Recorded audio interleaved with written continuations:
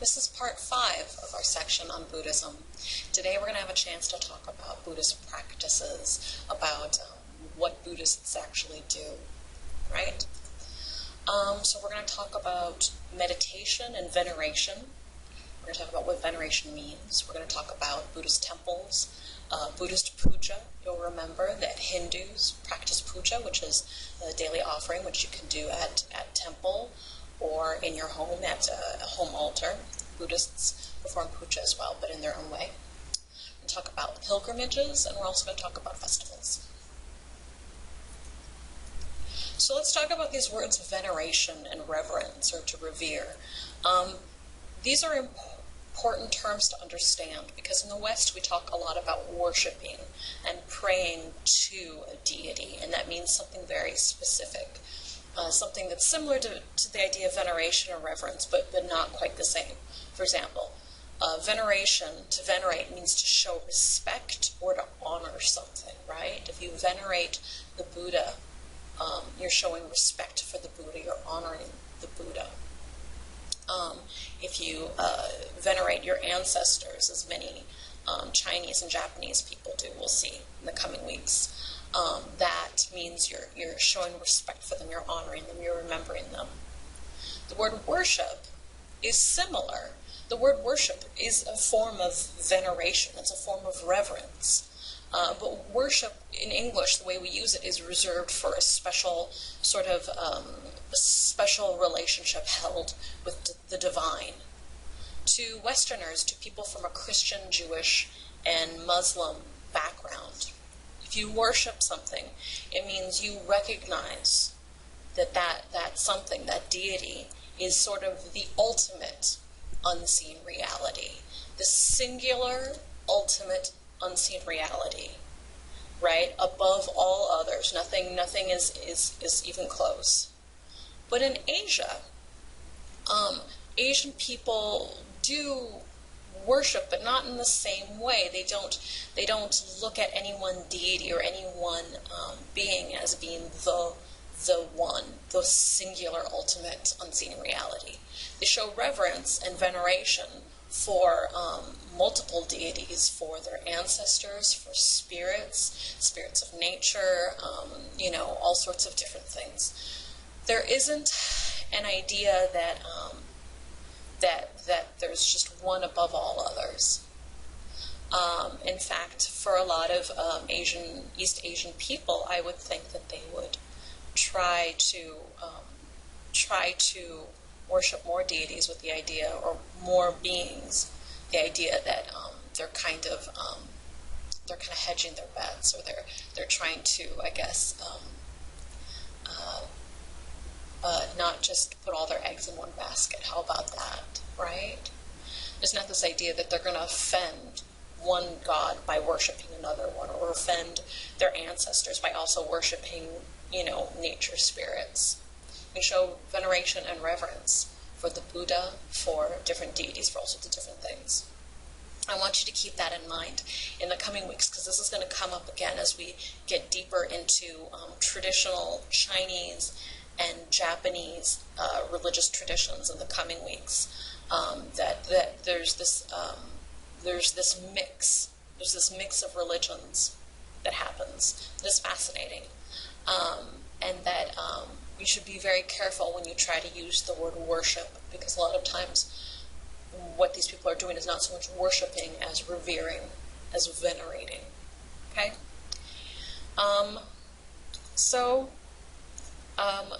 Worship or practitioners of Buddhism venerate the Buddha. They revere the Buddha. They do not worship the Buddha because they don't recognize the Buddha as God. That's important to remember. So one of the most important parts of Buddhist practice is meditation, right? It's part of the Eightfold Path, as you might remember from the first or second lecture. And it's right thinking and right meditation, right, using right effort to clear your mind. And there are multiple ways that Buddhists will meditate. Oftentimes Buddhists are encouraged to meditate on a daily basis, but of course not everyone does. Certainly when you go to temple, you have a chance to quietly meditate for a few moments. And monks and nuns, one of the draws of entering the Sangha, the monastic community, for some people is that it gives them time away to practice meditation. And you'll hear that, sometimes people will, take a break from their work world or from their lives, especially older people as they're retiring, and they'll go and they'll spend time in a monastery and meditate, practice meditating. So some of the ways people meditate, Buddhists meditate, is to sit mindfully, right? That's the most common form, and you had a chance to try that last week. Practicing doing things in a mindful manner, right? Mindful here means you're aware of your presence, you're aware of your situation. You're not letting your mind wander different places. So practicing things mindfully, like painting, right? The way the Zen Buddhists do these special paintings in a very mindful way, doing their work mindfully, walking. There are walking meditations where you just walk and you just pay attention to each step and the way your body feels. Eating, brushing your teeth, just doing things throughout your day in a mindful manner. That's meditation. Reading or listening to Buddhist teachers, that's a form of meditation, right? Because you're focusing your mind. And specifically, if you're focusing on the Dharma, on the Buddhist Dharma, then you're focusing your mind on something that will, give you clarity and give you enlightenment. So that's for Buddhists, that's a powerful form of meditation. Visualizations. We learned in the last lesson that Tibetan Buddhists will sometimes visualize deities, that they themselves are deities or bodhisattvas, or sometimes there are meditations where you might imagine a peaceful scene, or you might imagine. I participated one time in a meditation with a Buddhist teacher who encouraged us to imagine that our third eye, right? You remember the idea of the third eye was this white light of compassion, and that it was expanding throughout the world. This light was expanding throughout the world, and as it expanded, this compassion was enveloping all the people in the world, right? Trying to get you to think of yourself as being compassionate towards all people. That's another kind of visualization. Prayer beads. I included a picture here of prayer beads. You'll see, right? I mentioned this before. Buddhists will use these. There's always a set number of beads in the string, and I forget exactly how many it is now, but it allows Buddhists to count mantras, right? Because chanting and reciting mantras is a form of meditation as well, repeating again and again. We'll have a chance to listen to that today. Prayer beads, though, help you focus on a tactile, a feeling, a physical feeling, which helps keeps you grounded, keeps your mind from wandering. If you ever want to concentrate, just try holding something in your hand. Just try holding it really tightly, and you'll find that it's harder for your mind to wander. When you can focus on a feeling, in your hand or anywhere in your body. So prayer beads are a useful form of meditation, chanting and reciting. Koan, which are, the Japanese riddles that are meant to clear the mind, or questions that are meant to make you think deeply, like common question asked of new monks, young monks, by their teachers is, who are you? Right? They're supposed to sit and meditate on this idea of who are you, really, trying to strip away, you're not your name, you're not your family, you're not your position, who are you really? What is true essence of who you are? So that's another way of meditating. And deity yoga, which I mentioned, kind of falls under the category of visualizations. It's a unique Tibetan form. So there are these kinds of more general forms of meditation, and then specific traditions have their own specific practices as well. Specific traditions definitely have their own mantras and chants that they prefer. Here is a man here who is meditating. What's interesting, a lot of people don't know, is that even though when you meditate, you might need to sit quietly, you shouldn't be in pain when you meditate, right? For most Asian people, it's common to sit on the floor. They don't use chairs as much, they sit on the ground a lot more. So it's very comfortable, actually, for them to sit. for long periods of time on the ground in a cross-legged position or in a kneeling position. You're supposed to be comfortable. You're not supposed to be in pain. Because, the Buddha taught that you need to follow the middle path. Don't make yourself suffer, but don't overindulge either. So puja. You'll remember in Hindu puja, they decorate images, they make eye contact with images, they try to kind of summon the essence of a deity through the image of the idol, and then they show devotion, right? They give offerings to the deity. Buddhist puja is similar and different because, as I mentioned yesterday, you might remember the parable of the finger and the moon.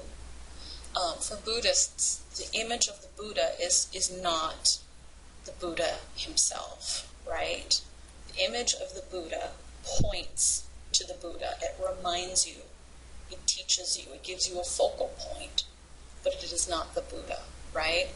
If you think the statue is the Buddha, then you're mistaking the finger for the moon. The finger is just pointing at the moon, right? So that is one big difference between Hindu and Buddhist puja. So basically what Buddhists do generally for puja is they bow. They bow in veneration of the Buddha and also in veneration of their own Buddha nature, which they're trying to find. They do give offerings in forms of candles, incense, bowls of water, flowers, fruit.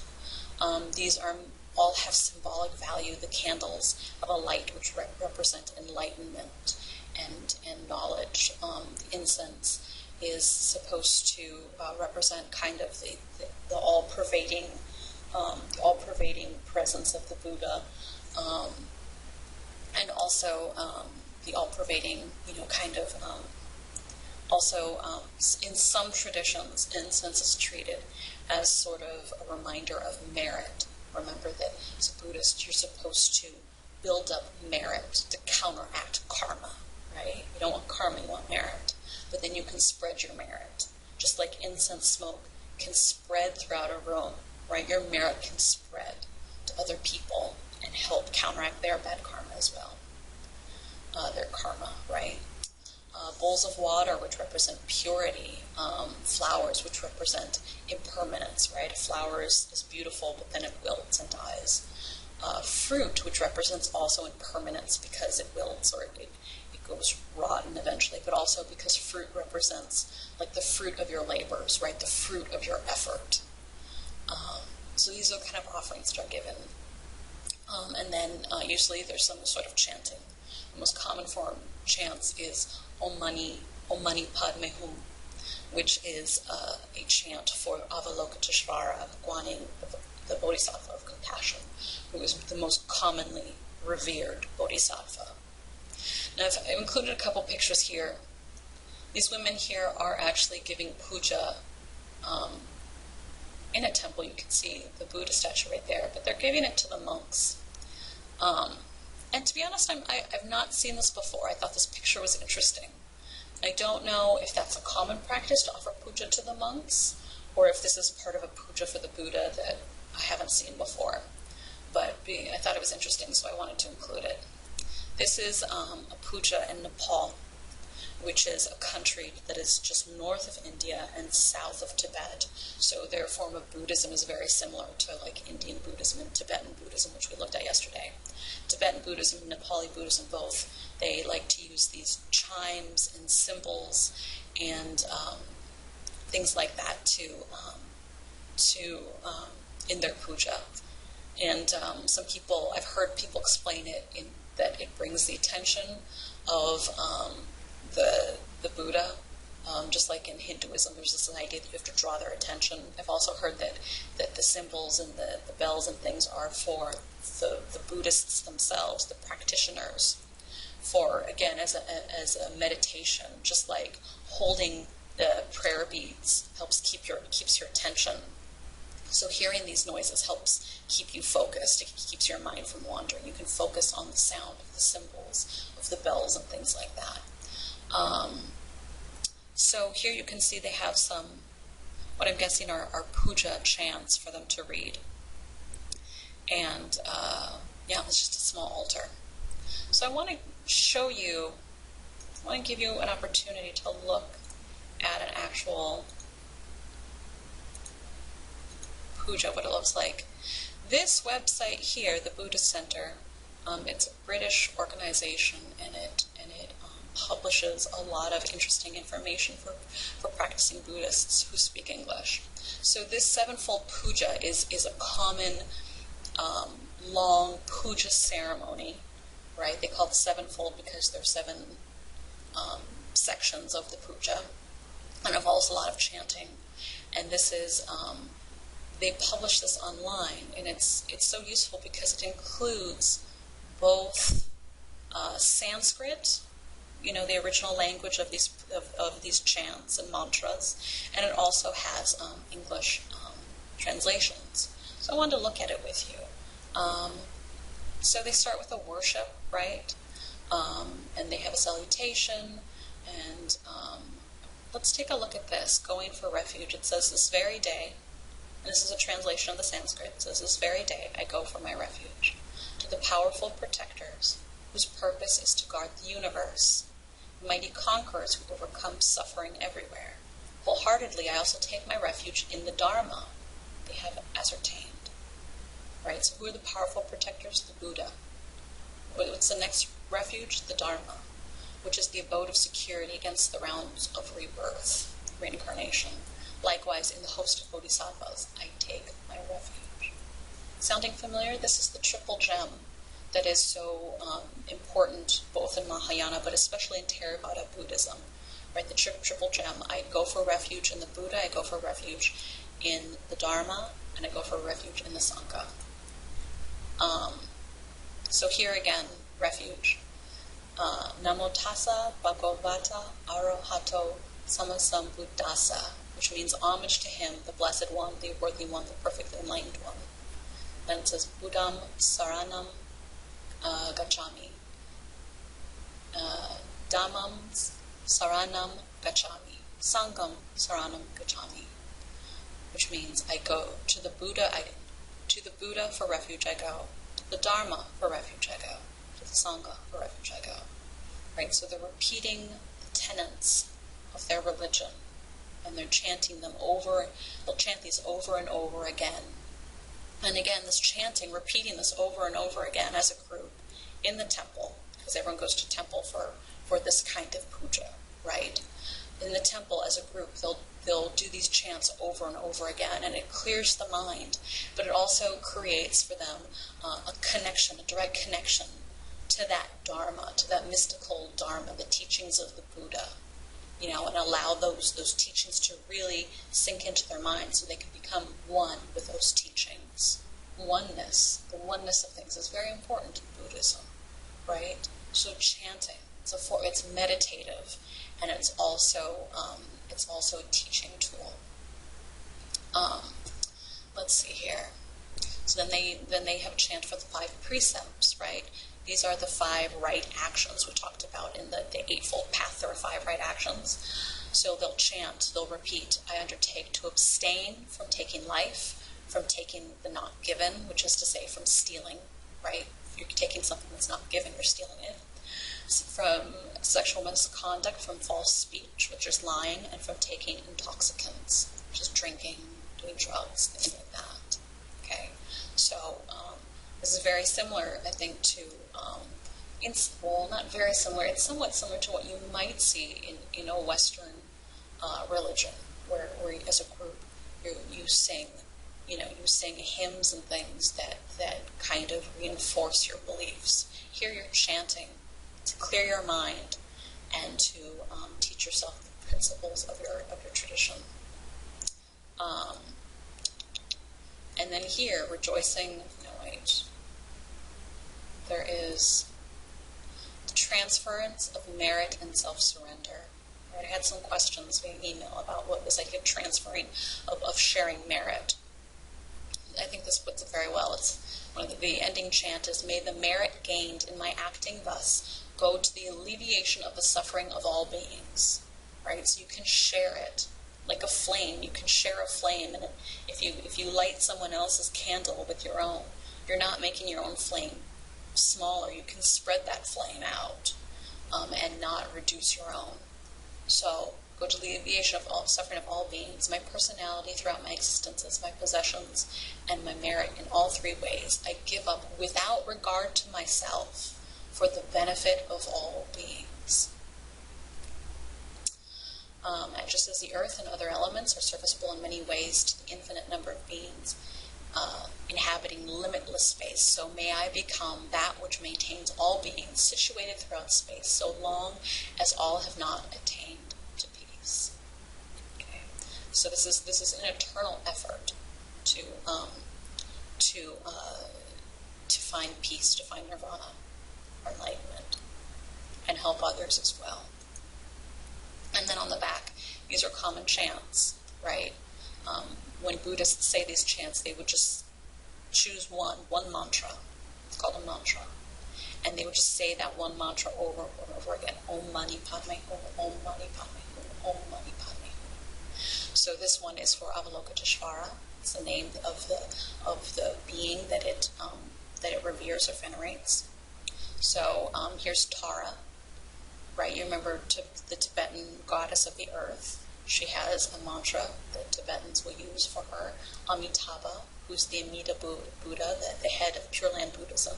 Right, this is what Pure Land Buddhists would chant over and over again. The Shakyamuni Buddha is the very common one because everyone reveres the Shakyamuni Buddha. Right? That's the main Buddha, the one who started the tradition of Buddhism, and so on and so forth.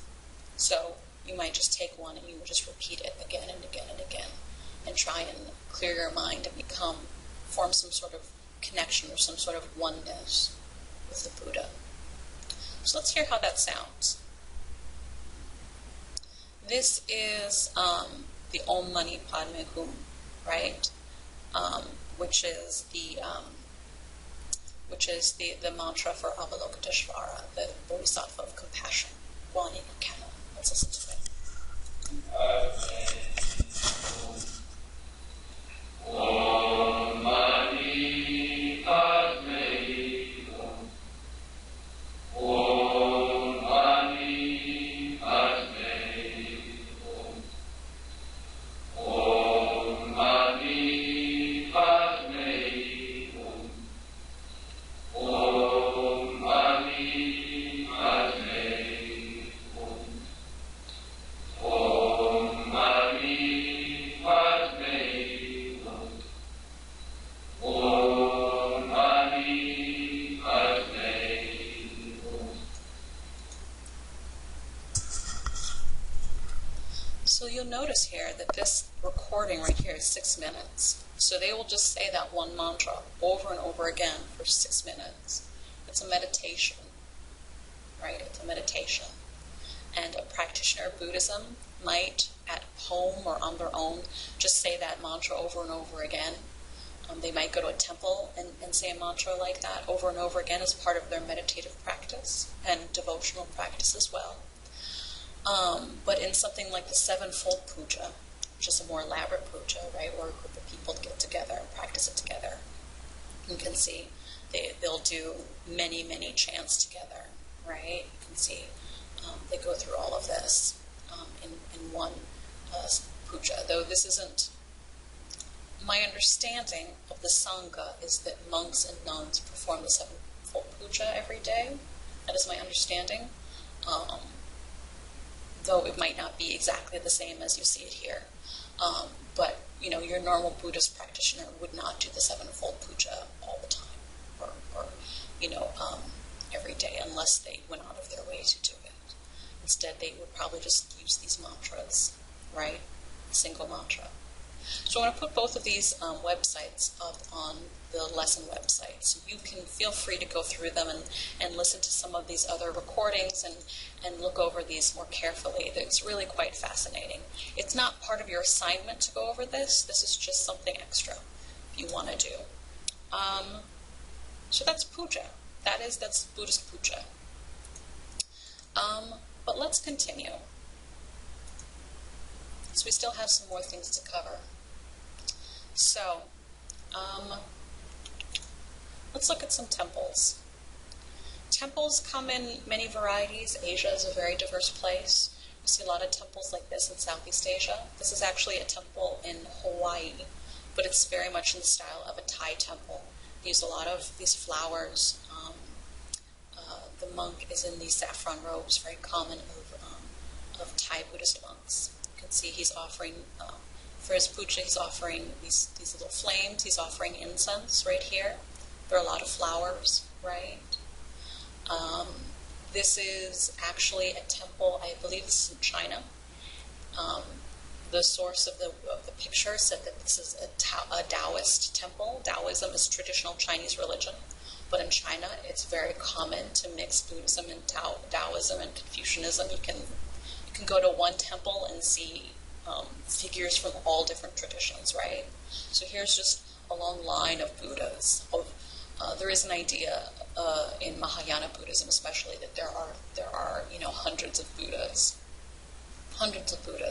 and you can go to all of them for refuge. Though the Shakyamuni Buddha is kind of the main one for a lot of people. This is a temple in Indiana. Interestingly enough, you can see it provides places for people to kneel because, as I said, Westerners aren't always used to sitting on the ground. But that's the common way of sitting in a Buddhist temple. You can see, right, is sitting on the ground. So they have little cushions for people to sit on to make it easier for them to sit throughout the services and the meditations. So in a lot of temples, especially in Asia, it's very common for people to just come and go throughout the day to they'll have a place where you can put incense offerings and candle offerings, and you can just kind of come and go as you please, similar to Hinduism. And the monks, if there's a monastery there, monks will usually have regular services or regular puja. This is interesting. This is the Midwest Buddhist Temple. This is in Chicago, actually. It is a Pure Land Buddhist temple founded by Japanese immigrants in Chicago. And if you can see in this picture here, it's so interesting. The main temple area has pews. It looks like a church. It looks like a church with Japanese architecture. And again, that's to accommodate people who aren't used to sitting on the floor for long periods of time. And they even have their puja ceremonies on Sunday. This is one way that you see a lot of people who immigrate to America and Europe have to kind of work with Western schedules. And for Westerners, the day of worship is Sunday. It's often Sunday. So you see certain places of worship, like Buddhist temples, Hindu temples, that have special services on Sunday because they know people have that day off. There's a convenient day, not necessarily a holy day. It's not necessarily holy for Buddhists or Hindus, but if you're living in America, it's convenient to go worship on that day because that's when everyone goes, right? And here's a wedding. They set up a wedding here for a couple of Buddhist members. You can see there's a priest there. In Japan, Buddhism often has priests as well as monks and nuns. So yeah, I just thought that was interesting. I just thought I'd throw that in. So pilgrimage. Pilgrimage is something that all religions practice, and I wanted to take a time to talk about pilgrimage in Buddhism. It's very interesting. Pilgrimage is when you go on a journey to a sacred site. Oftentimes, pilgrimages are made on foot because it's meant to be a somewhat uncomfortable experience. It's meant to it's both a ritual and a symbol, right? And a practice, a devotional practice, a meditative practice. Pilgrimage incorporates all of those things. And in pilgrimage, you're taking a journey, but really you're making a spiritual journey to some sort of sacred site. As I say, all religions practice pilgrimage, and we'll talk more about it, and what pilgrimage looks like in Islam, for example. They have a very famous pilgrimage called the Hajj. But in Buddhism, when you go on a pilgrimage, when you undertake a pilgrimage, you are trying to build up merit. Certainly you're trying to build up merit to counteract karma. So one common pilgrimage site for Buddhists is Lumbini, which is the place where the Buddha was born, in the kingdom where he was raised. And there are a number of famous sites in Nepal around Lumbini that are that Buddhists visit. There is, let's see here, this is supposedly, I don't know how historical this is, but this is the site where the Buddha was cremated after he died. This is the site of the deer park, the first sermon that the Buddha made. This is the site of where he found enlightenment, right here. This is a tree, a Bodhi tree, in Lumbini, where I believe it's said that the Buddha was born. You can see how they decorate it with all these prayer flags. We talked about prayer flags in Tibetan Buddhism, but Nepali Buddhism as well. So all these beautiful prayer flags, and people come from all around to visit and to meditate. You see here some pilgrims from Sri Lanka, which again is south of India. So they had to pilgrimage through India up into Nepal. Nepal is in the mountains as well, so it's not an easy pilgrimage to take. This is supposedly the marker. If you can read this, this is supposedly the marker of the exact location of the Buddha's birth. I don't know how they found it, but supposedly this is the exact place of the Buddha's birth. So by taking a pilgrimage to, for example, the places, important places in the Buddha's life, you're connecting with the Buddha, right? Your mind is more clear, it's more focused on the life of the Buddha and his teachings, and you're sacrificing time and energy to go to this place, usually on foot, and you're building up merit. So these are really common pilgrimage locations. Now, let's take a look at another kind of pilgrimage. The pilgrimage to Lhasa is Lhasa is the capital city of Tibet, right, which is a province of China.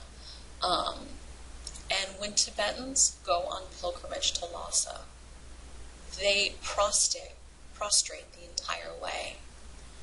They get down on their stomachs like this, you see, and then they stand up again. They walk a few steps, and then they prostrate again. The entire way to Lhasa. It can take up to 3 months, and this is a very important practice for Tibetans. Not all Buddhists go on pilgrimage, but in Tibetan Buddhism, pilgrimage is very important. Specifically, when they go to Lhasa, they pilgrimage all the way, or they travel all the way to the monastery there, where the great lamas, like the Dalai Lama and the Panchen Lama, traditionally lived. They no longer live there now since Chinese occupation, but traditionally that's where they live, and they're holy sites. This is a great physical burden, even for people who might live out in the countryside and do a lot of manual labor every day from sunrise to sunset, taking care of animals, growing food, things like that. This is still physically really difficult. And Tibetans say that at the end of it, when they're on pilgrimage, at the end of the day, they just ache. Their just entire bodies ache. You see, they have these wooden slats to protect their hands, and they often also, you can see, will sometimes tie cushions or bring cushions with them. They kind of nudge ahead with their feet, and so that when they lie down, it makes it easier on their bodies.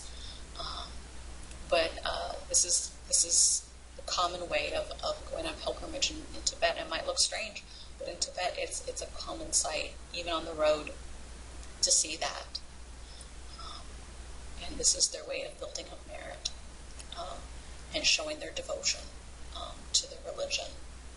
As it is just a fascinating example of religious practice. Pilgrimage is important to a lot of Buddhists, especially Tibetan Buddhists. Let's look at some festivals. On the lighter side of things, what are some of the major Buddhist festivals? Vesak, which is kind of the Buddha's birthday. People call it the Buddha's birthday, but really it celebrates the whole life of the Buddha, his birth, his enlightenment, and his death, and ascent into final nirvana, right? And commonly they use flames, use a lot of flames to celebrate the Buddha's birth, or the Buddha's birthday rather. They use these lanterns. I believe this is in Korea, right? They have these lanterns on poles that they carry around. This is Southeast Asia, where they have these paper lanterns and a flame in the middle, and the flame lifts the lantern up like a hot air balloon. And I don't have a picture of it here, but I've attended a ceremony like that in Asia, and it's just amazing. They'll let go of all of their lanterns all at once, and they just it's at nighttime obviously, and just thousands of them going up at once. It's amazing. In some parts, like in Taiwan, they like to not only release the lanterns, but write wishes or wishes and things like that on them, on the side of the lanterns before they release them. You can see this right here. This is in Indonesia, right? You can see a girl here in a veil, which means she's a Muslim. Indonesia is a combination of Muslim practitioners, majority Muslim, but also Buddhists and Catholics and Bali religion, which is kind of a Hinduism, traditional Indonesian religion mix. It's a multi-religious community, and so these festivals, a lot of people participate, even if they're not necessarily Buddhist. You can see here people lighting a lot of incense, right? They've decorated all sorts of lanterns. That is a really popular. That's probably the biggest, most popular holiday in Buddhism. People give gifts. People do a lot of offerings. People do a lot of chants. People also kind of enjoy themselves. Hana Matsuri is also a celebration of the Buddha's birth, but it specifically focuses on the story that when the Buddha was born, there was this wonderful fragrant rain that came down from heaven. That the Buddha stood, as I told you, according to the story, when the Buddha was born, he stood up and he walked, and according to some legends, he walked 7 paces in which with every footstep, a lotus grew under his foot. Right? So it is a festival that a lot of children participate in temples and Buddhist temples. They set up these little images of a little boy Buddha. He's not the Buddha, he's a little boy, Siddhartha, before he was the Buddha. And they put out this water that is fragranced, is scented with flowers. It's naturally scented with flowers. And they pour the water over the figure to remember that day, and they put up lots of flowers. And a lot of children are brought. They dress up the children. They put flowers in the children's hair and things like that. And that's usually done around springtime.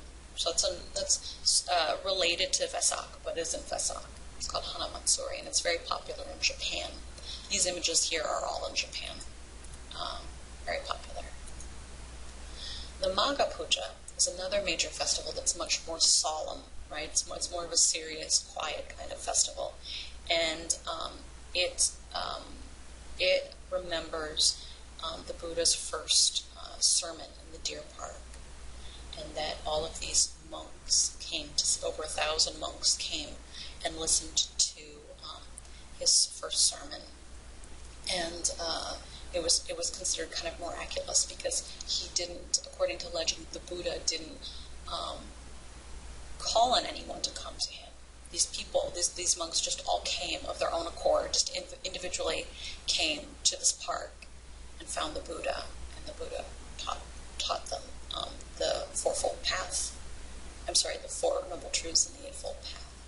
So this is a major merit-making day for Buddhists, right? It's a lot about building merit.